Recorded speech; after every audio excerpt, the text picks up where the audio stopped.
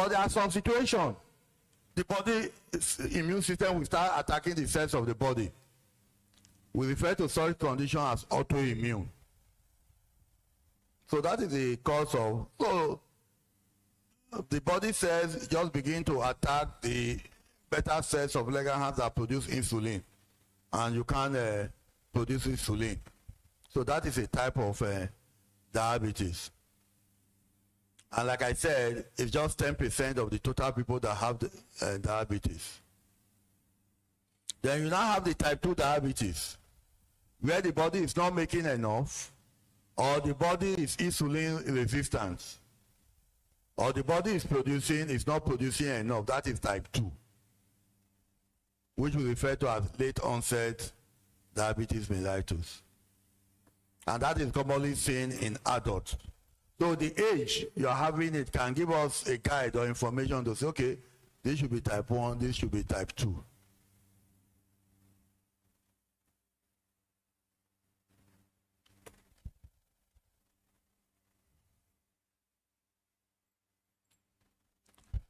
What are we having?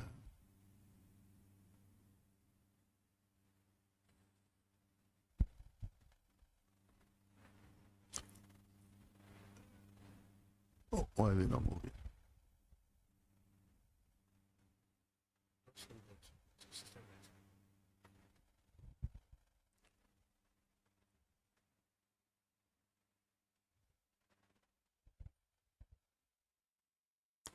We have other forms of, while we are waiting, we have other forms of diabetes. We have what we call gestational diabetes mellitus. Gestational. Okay. We have gestational diabetes mellitus is diabetes that occur during pregnancy. Normally, women who are pregnant that have gestational diabetes mellitus, usually they don't even know, because they may not have symptoms. They may not have symptoms. And that is why it is mandatory in the 24th to 28th months of weeks of pregnancy. They normally screen women for blood sugar to find out whether there's any evidence of diabetes in pregnancy. So it occurs in pregnancy, and that's why it's very to gestational diabetes. And when it does occur in pregnancy, for some persons, it will clear after pregnancy. It clears off. It clears off. But the truth is that for most persons that have gestational diabetes mellitus, the likelihood of become diabetic later in life is there. Okay.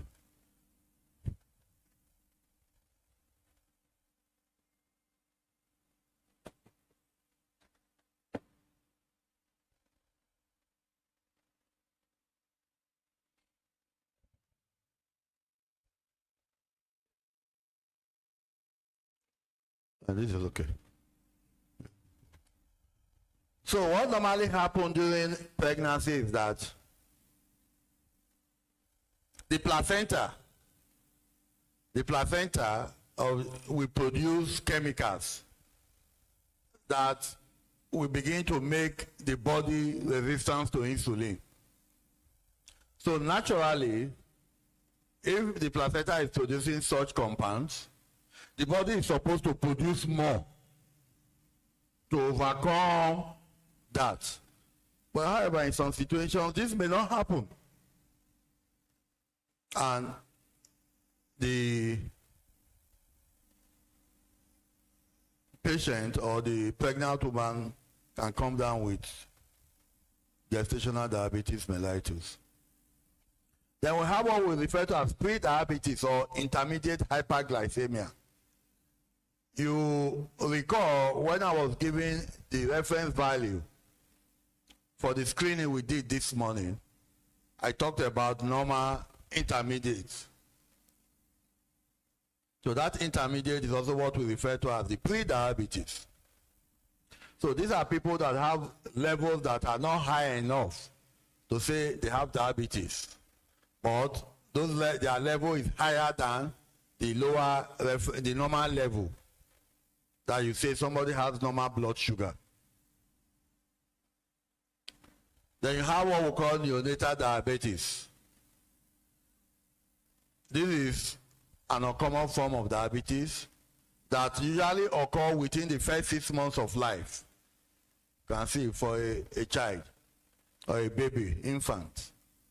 It occurs within the first 6 months of life.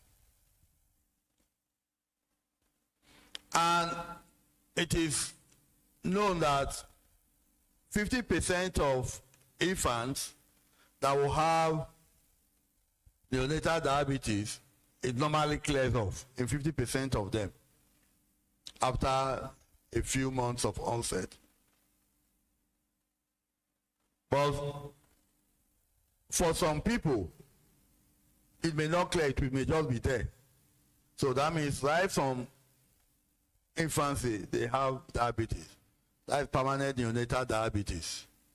The other 50%, it may disappear. It may disappear. After some time, it comes back again. That is another form. We have another type of diabetes we refer to as brittle diabetes. That is just characterized by your blood sugar can be high at this moment. In the next moment, it is low. It is high at this moment. In the next moment, it is low. So the blood sugar level is very unstable and all that. Then we have another type we call the type 3C diabetes. We talked about the autoimmune disorder, diabetes caused by autoimmune disorder. But there are certain situations that the cause may not be autoimmune. It can occur for other disease because of other disease conditions. So those are the type that are classified as that. Some people can also develop diabetes because of the drugs they are taking, particularly those that are on thiazides, drugs used for treating hypertension, antipsychotic drugs, beta blockers, corticosteroids, and the drugs used for managing people with HIV/AIDS. There's a variant of the autoimmune diabetes, type 1 diabetes, which is referred to as a latent autoimmune diabetes in adults. It is insidious in onset. That is, although it's an autoimmune condition, but it takes time to occur. So that is the autoimmune diabetic mellitus that is seen in those that are 30 years and above. Do not forget, when we're talking about the autoimmune, we said they are seen in children and young adults. Then, of course, we have another type, which is maturity onset diabetes of the young. So even this one in particular have different variants. So many variants. So there are various types, and the importance of this is that the prognosis, the management, the way each of them will be handled varies. That's why you must be able to identify or make a diagnosis of the particular type of diabetes for the ease of management. So let us quickly look at causes of diabetes mellitus. And of course, from the preceding lectures we have talked about, it can give us a glimpse at what could be the causes of diabetes. So we have already said autoimmune. So autoimmune disease is one of the causes. Of course, you find that those classifications we have talked about, we gave those classifications based on what is causing it. So it could be autoimmune, it could be genetic, like the maturity onset diabetes of the young.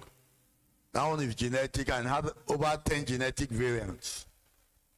It could be physiological. And of course, when we talk about gestational diabetes, it's physiological. It could be as a result of behavioral factors, our lifestyle, the way we live our life. Those who smoke, those who take alcohol. If you smoke, you take alcohol, these two compounds promote insulin resistance. Smoking, on the other hand, contains nicotine. And this again can make those who have diabetes to easily progress to cardiovascular diseases associated with existing as a comorbidity in patients with diabetes. Physical inactivity. Physical inactivity. You are just in one place, you are not doing anything. You sit down all day, you lie down all day. So physical inactivity, sedentary lifestyle promotes insulin resistance. Then unhealthy diet. Unhealthy diet. And of course, this is the major culprit, unhealthy diet. So the diet we take. When you take unhealthy diet, there are a number of things that can happen. You could have elevated blood sugar. Unhealthy diet in the sense that when you continue to take carbohydrate all the time, you take refined sugar all the time, the blood sugar will be elevated. When you take unhealthy diet, you take a lot of fats, you take a lot of salt, you take a lot of processed food. Your blood pressure will be elevated. There will be high level of lipids, particularly the low density lipoprotein and cholesterol. And all this will combine, will lead to what? Obesity. All this will combine to lead to obesity.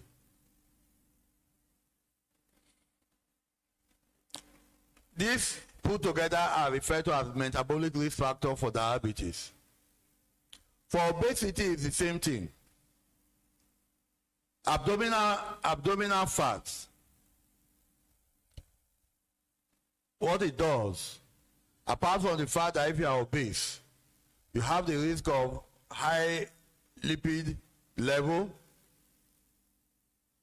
the weight and the high level of fat will promote insulin resistance. So, we promote insulin resistance, so you have the likelihood of becoming diabetic. You have the likelihood of becoming hypertensive. You have the likelihood of developing other cardiovascular disease. So you can see the relationship. So when you have diabetes, how do you know? How do you know that you have high blood sugar? First, the person is always very tired. And we know why the person will be tired, is it not? Because we have said that glucose is the source of energy. And it's supposed to be driven into the cells for the body to utilize and produce energy. So when this glucose is not getting into the cells, where are you going to get the energy from? So the person is usually very tired. There's problem of frequent urination. You keep weeing. Frequent urination. Now, another cardinal feature. The person continues to eat. You know, you will be hungry because the cells are not getting glucose. So you keep eating. And as you keep eating, the blood sugar keeps elevating. So the glucose is not entering the cell. You are eating and you are losing weight because the cells are not utilizing. So you continue to lose weight. And because you are always urinating, the taste center is triggered, so you continue to drink water. You continue to drink water. So you are eating all the time, polyphagia. You are urinating frequently, polyuria. And you are tasty, or the polydipsia. So these are there. Then when you have problem of complications, you may have wounds, infection of your skin. You could have numbness, and you could have blurring of the vision.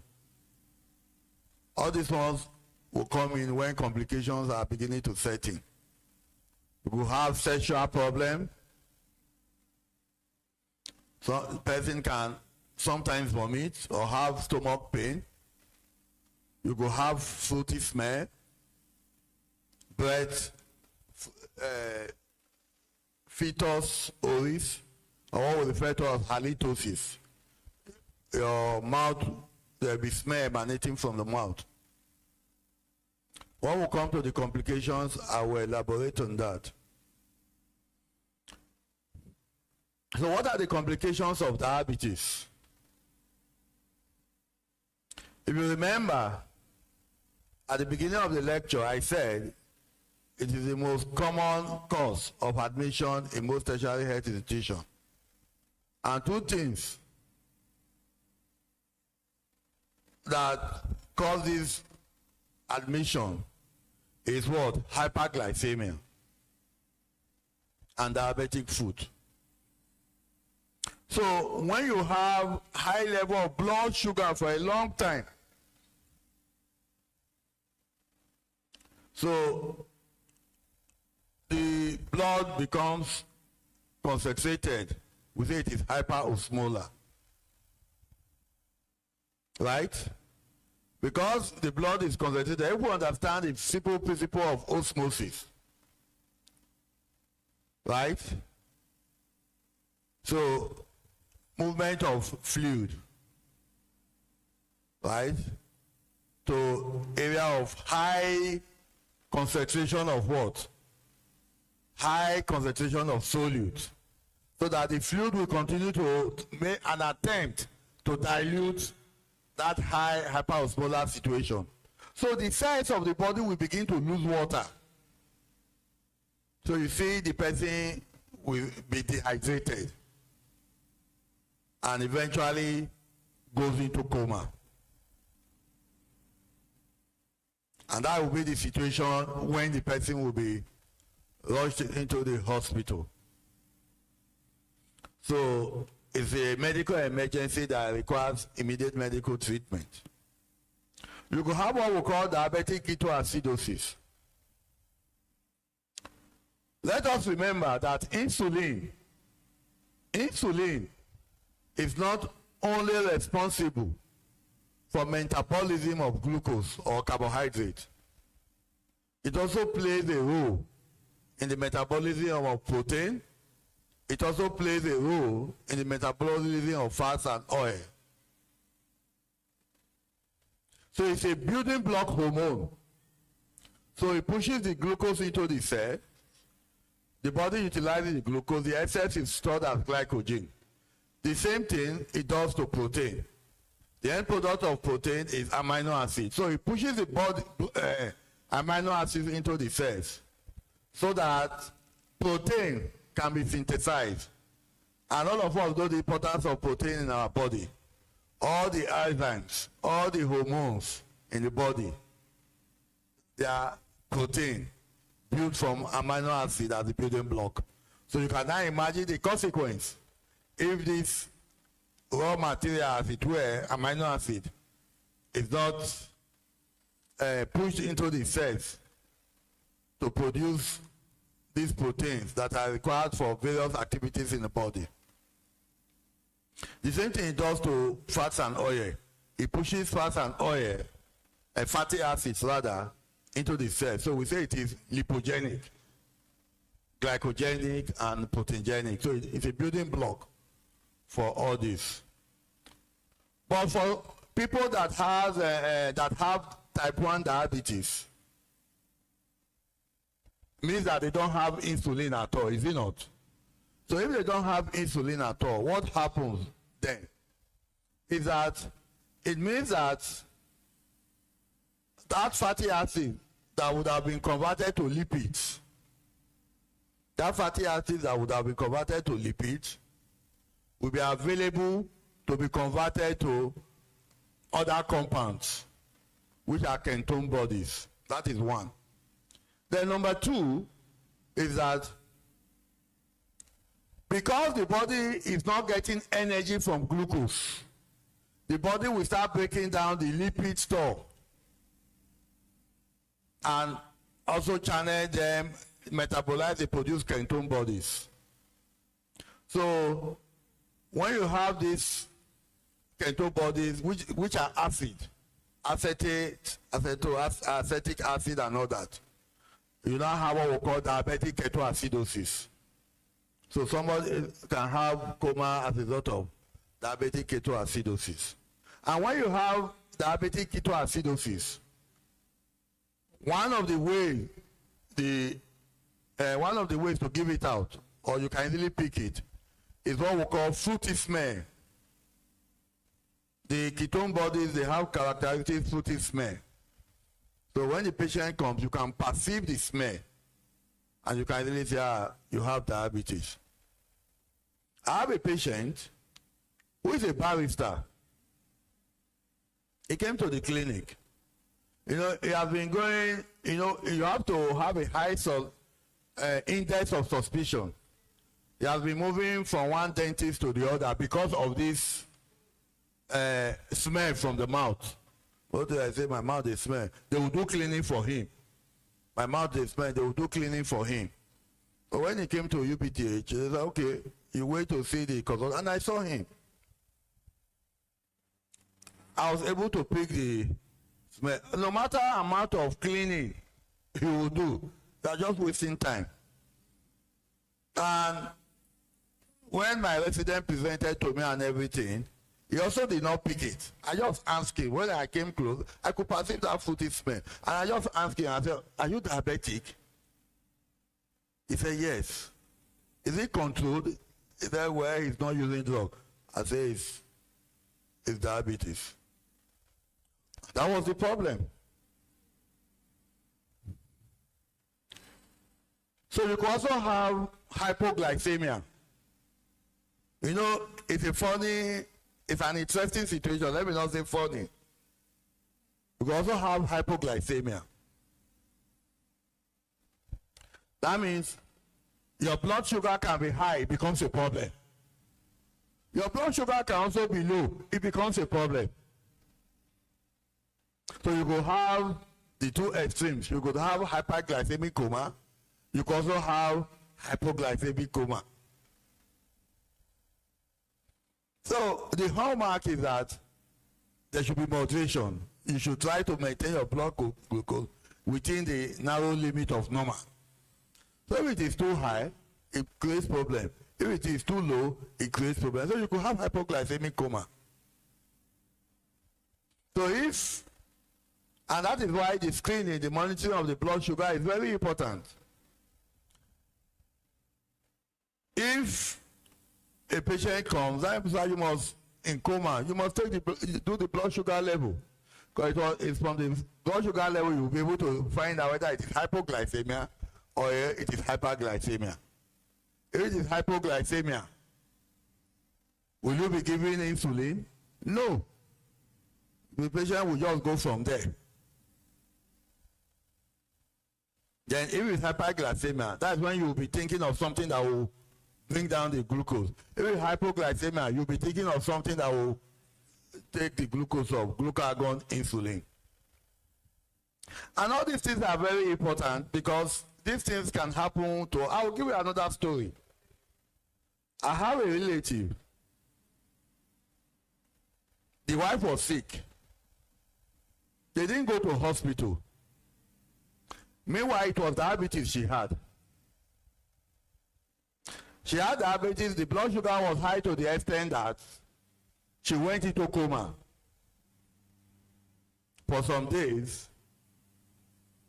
It was when it was bad, they called me. I said, go to the hospital immediately. Of course, before they got to the hospital, she died.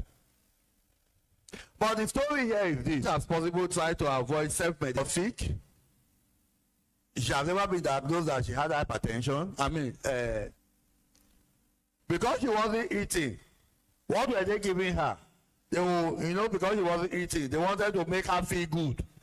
They will mix tea, put plenty sugar, beverage. She will drink. They will mix, give mineral. She will drink. And the situation was what? Was worsening. And these are things that can happen in our homes. It's not eating. It's not eating. Give at least, let him have energy. Make tea for him, let him have energy. So let us not take certain things for granted. Just a screening. We just rule out diabetes. So the hypoglycemia is very common. Hypoglycemic coma is very common among those people that use insulin. But when you now take the insulin, the glucose level will fall. And coincidentally again, when the glucose level falls, what will resuscitate you? It's the same glucose. They'll give you glucose. As we are going to see later. So, you see the problem. Just telling us that we have to do this, we have to do things to moderation.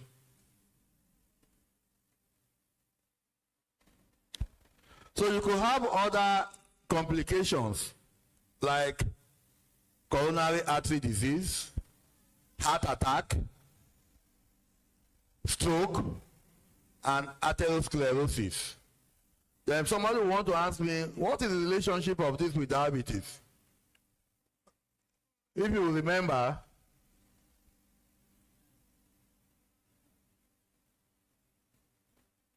sorry.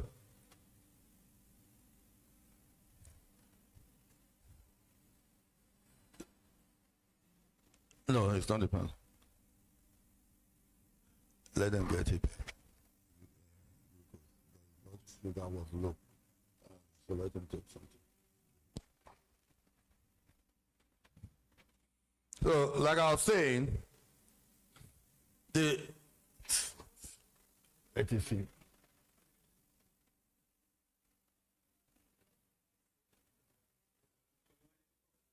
If you see, you can support him. You can support him.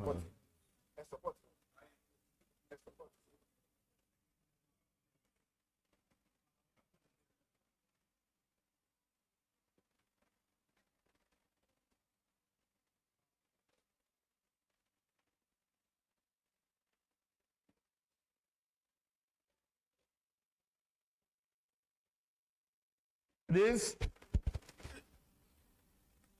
like we are saying, situations like this can occur.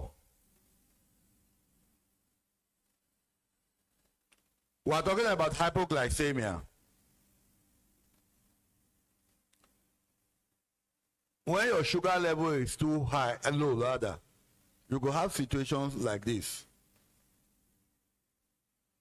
So, because I saw some people who sugar level of 3.1, your sugar level is low. You can go into coma, or you can become dizzy and all that. So let them get him a drink, Because I know that his blood sugar was low when I did the screening. Let them get him a drink.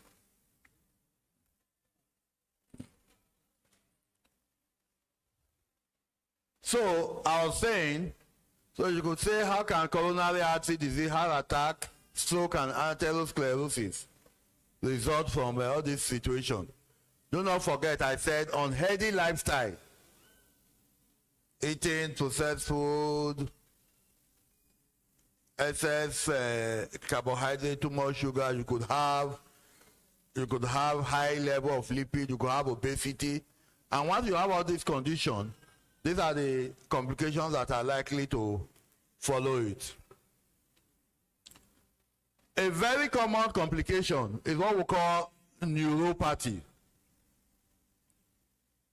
Neuropathy. Neuropathy is a term that is used to describe numbness. When you no longer feel sensation on your body. When you no longer feel sensation on your body. And that is the blood vessels, smaller blood vessels, what we call microvascular, MI. It causes damage to blood vessels, it causes damage to nerves. And that is why you lose sensation. And that is also what is responsible for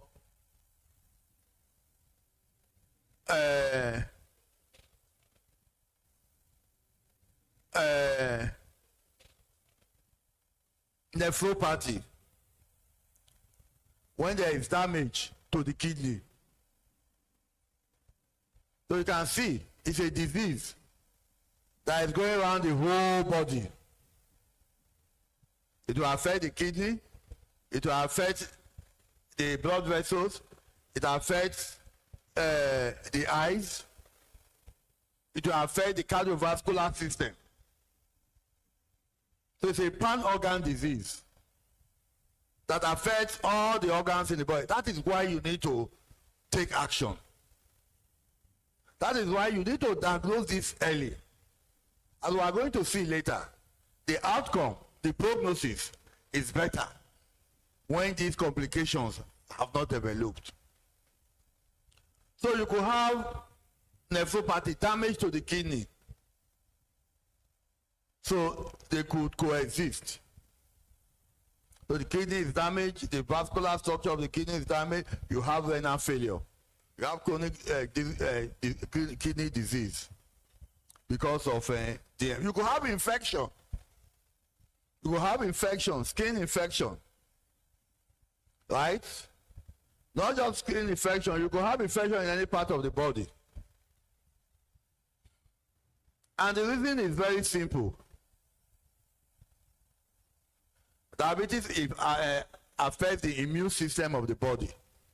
So the ability of the person to fight infection is affected.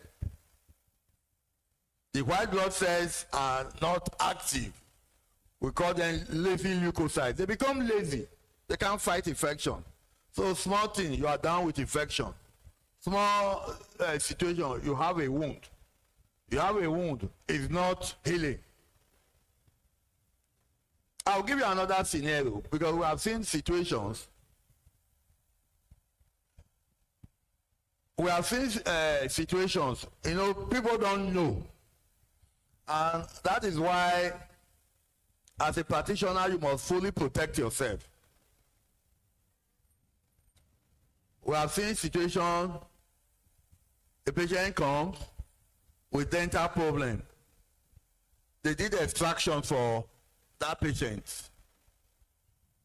And that extraction socket never healed.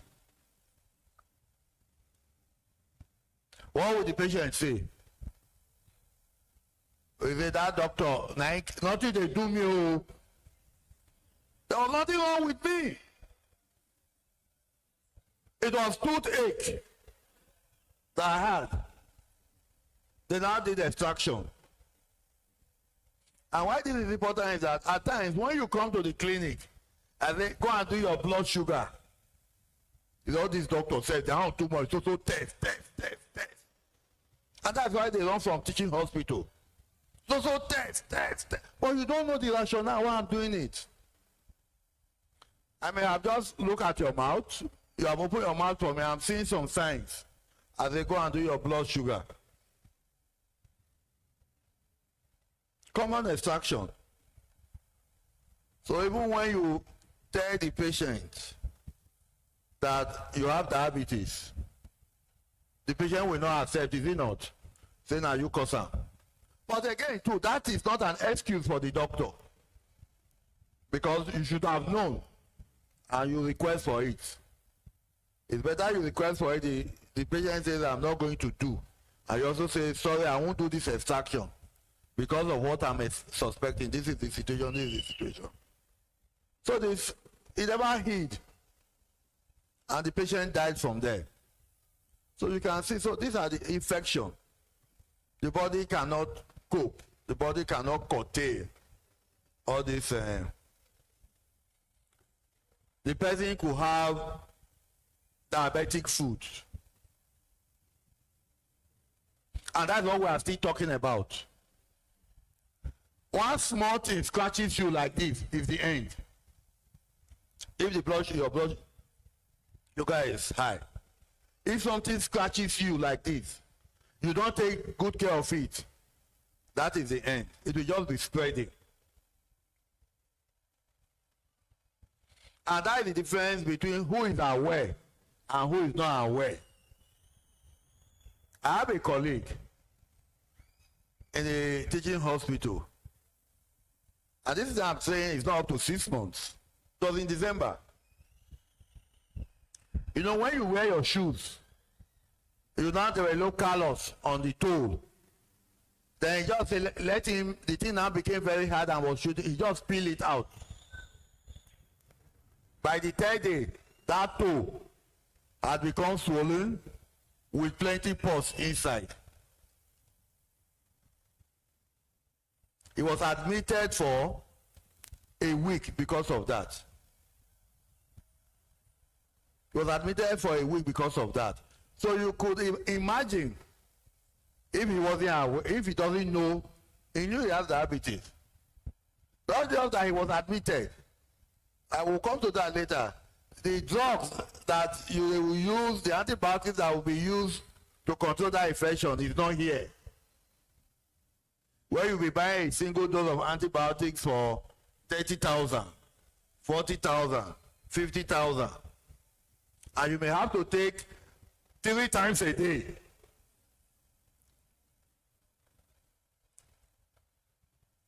So, all this is just indication that there's nothing we should take for granted. We should act immediately. And he was admitted and he was quickly placed on antibiotics. You know, he's a doctor. He said, Braimoh, look at 50. We locked him up in the ward. And he remained there until everything was fully controlled before he was discharged. So you cannot imagine if he didn't take action, the thing will just be there. Just be there. And it will be expanding. So of course, it is the expansion. You keep extending, because the body cannot take care of it. Before you know what is happening, they will amputate the finger, or they will amputate the toe, or they will amputate the leg, depending on where the wound is. If it's on the ankle, they amputate it from the ankle. If it has gone beyond the ankle, they will amputate it. There are even some situations you amputate. It continues. You amputate, it continues. And that is why there must be absolute control, blood sugar control, before any doctor will want to do amputation, so that the wound can heal and all that. It's the commonest problem among diabetes in this our environment. Another complications we can have is eye problem.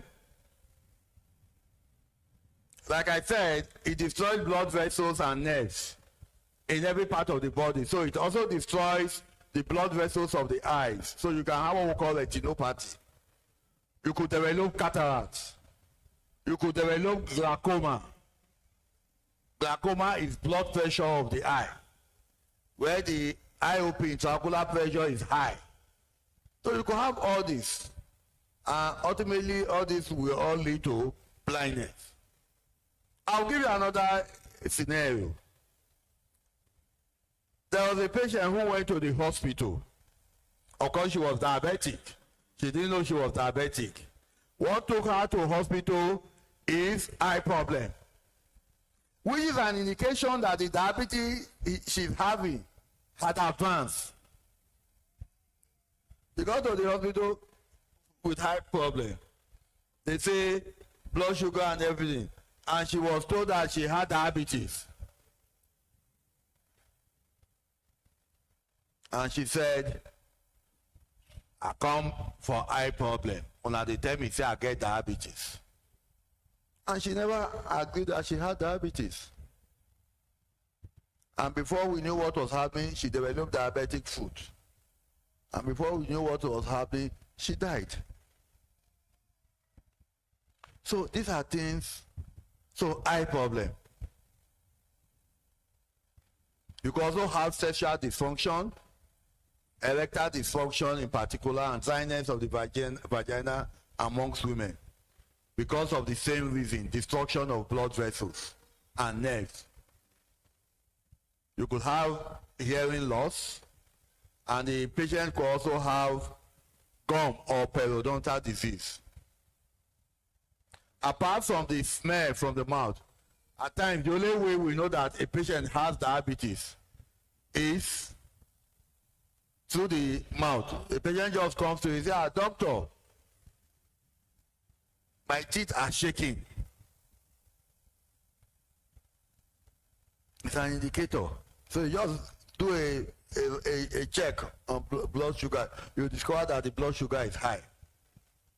So it destroys the bony structure of the mouth. Before you know what is happening, your teeth are mobile.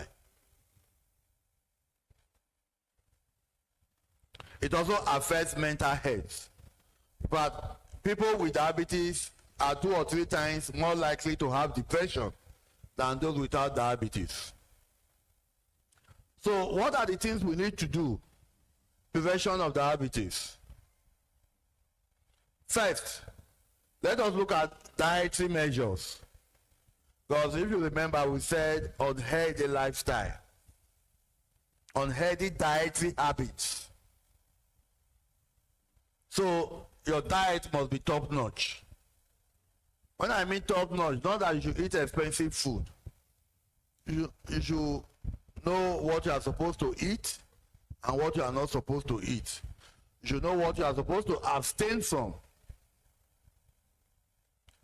So once a patient is diabetic, you are expected to be on fruits and vegetable diet. Fruits and vegetable diet. And the reason is that fruits contain vitamins and a lot of minerals. And fruits and vegetables, and they are very high in fiber. And what fiber does is that when you take food containing a lot of fibers, it will cause a reduction in the absorption of glucose. So it will reduce the rate at which glucose is released to the bloodstream. By so doing, helps to control your blood sugar.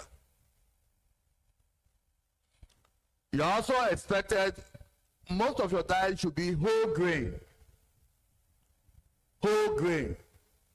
Anything you take, let it be whole grain. And that forms the basis of most times why our people, you see, most of our people, they take our local rice. When you say a whole grain, it means that that food substance has not been processed. So you take more of unprocessed food.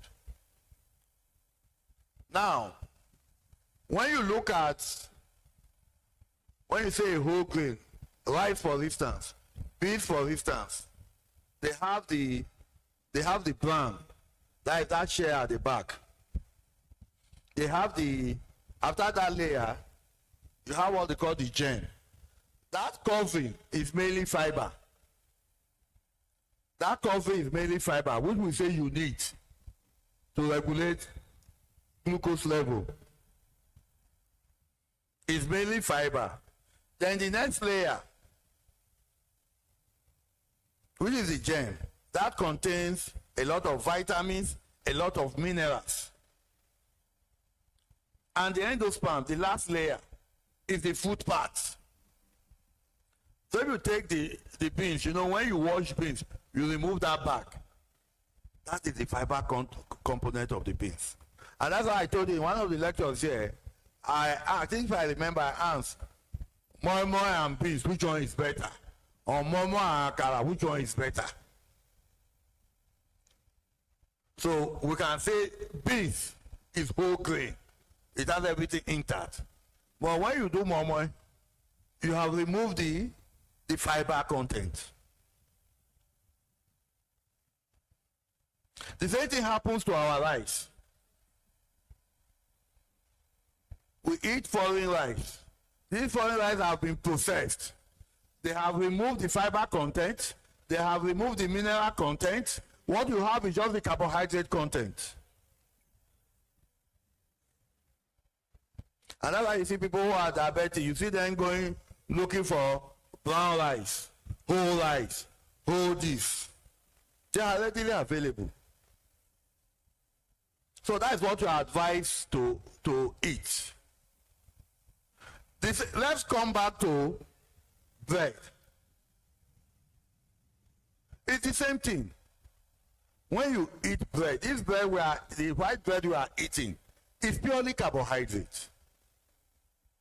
It's purely carbohydrate. They have removed its flour, its wheat that have been processed. Unlike when you eat the wheat bread, which is whole grain, that contains the fiber, that contains the middle layer and everything together. So it reduces the carbohydrate content while also providing fibers that will bring down spike in blood glucose. These food substances, there's what we call in the management of diabetes, there's what we call glycemic index. All these ones I'm mentioning to you, they are food that they have low glycemic index.